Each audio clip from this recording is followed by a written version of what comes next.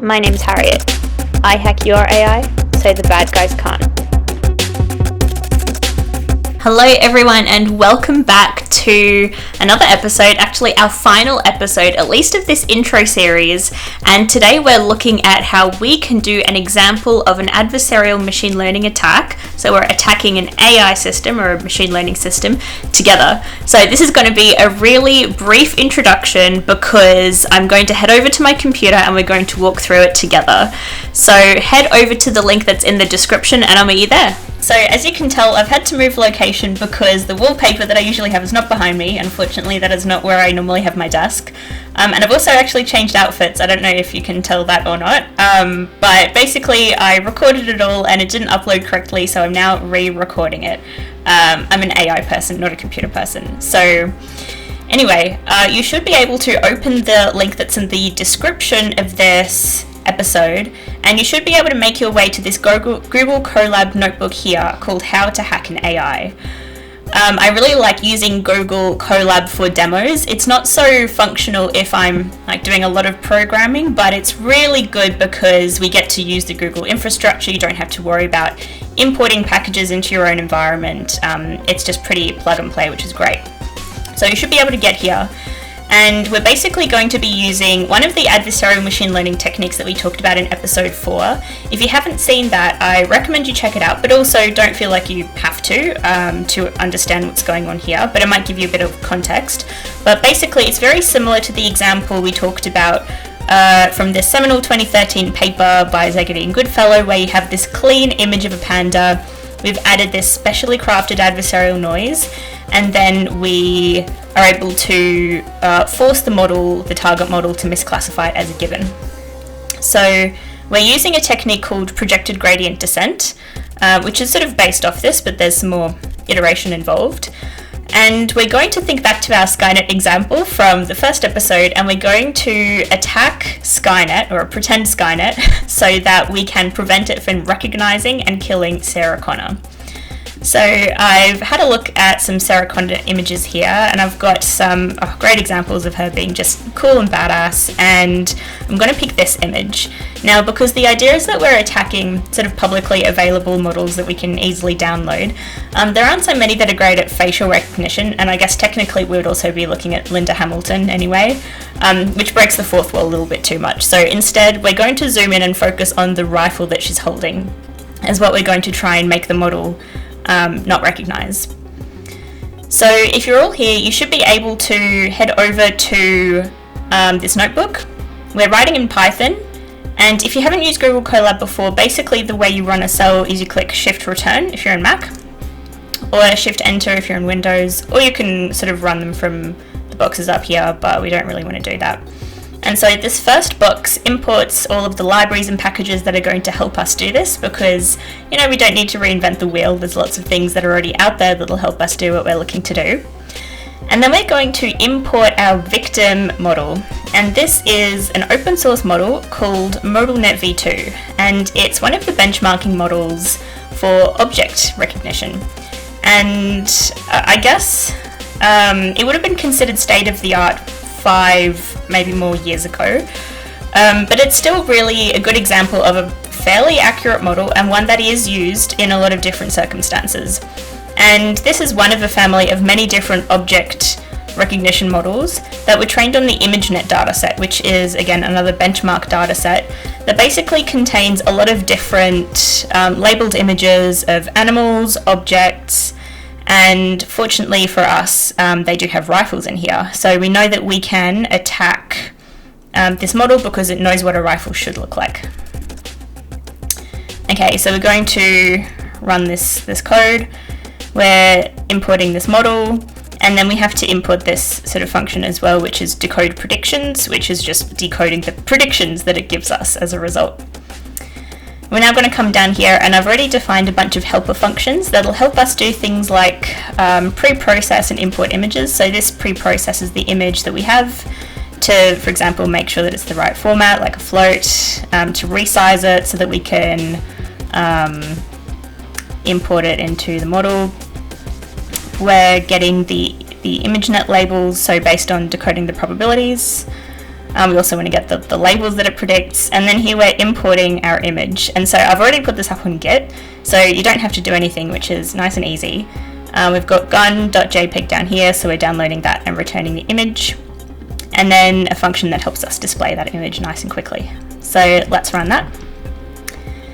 And then we're going to go down here. We want to display the image, so we're just setting the parameters for our grid, and then we're importing that image here, and we're asking it to predict what it thinks it is.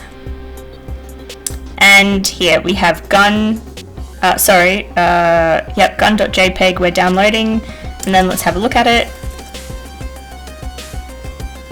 Fantastic. So this is the image that we have. This is what we're going to create our adversarial pattern on. And then we're downloading, we're asking it to print a prediction. So we have assault rifle at 49%, which is correct, but then also all of the others are similar looking rifles. So yeah, it's done a pretty good job at correcting the right thing.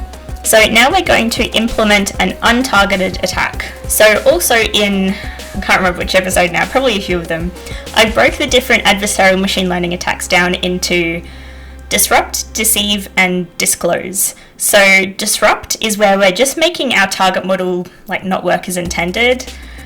Deceive is when we're deceiving it to, for example, give us a specific prediction based on a target that we've given it in advance. And then disclose is more about disclosing sensitive information that it was trained on or about the model parameters. So for this example in this notebook, we're going to be focusing on disrupt and deceive. And we're first going to look at disrupting this model. So we just want it to not be able to recognize this rifle, but we don't really care what prediction it gives us. We're just disrupting it in some way. So before we actually get started with the hacking, I feel like now is an important time to mention that I do also have a Spotify playlist called AI Hacking. You can find it under Harriet Hacks. This is the perfect, themed music to do your AI hacking to. It has a bit of Grimes, a bit of EDM down here, some music from the Twilight albums, a bit of Nickelback further down, Billie Eilish, look, everything that you could want to listen to while you're hacking some AI to really get you in the mood. And I'm constantly adding to this as new music comes and goes, or I get sick of listening to these 30 songs on repeat. I probably need to include more than 30 songs. So as you're doing this at home, obviously can't play this here because I'll get taken down by YouTube for copyright. So you can listen along as you're hacking your own AI model here. Okay, so let's go and run this. So here we have to include the real label. So this is the label that's given to rifle images in the ImageNet database. We basically need to do that so it knows, so when we're crafting the attack, we know what boundary we want it to go across, so what target we don't want it to be basically.